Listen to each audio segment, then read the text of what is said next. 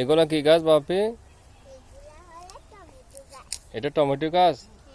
আচ্ছা, তারপর এটা কি গাছ? এটা হ্যাঁ, এটা বাঁধাকপি গাছ। তুমি চিনো? কি বলো, এটা বাঁধাকপি? ভুল হয় মনে হয়। হ্যাঁ, আচ্ছা, এটা লাল শাক। এটা বাঁধাকপি গাছ, এটা বলো লাল শাক। দেখছো?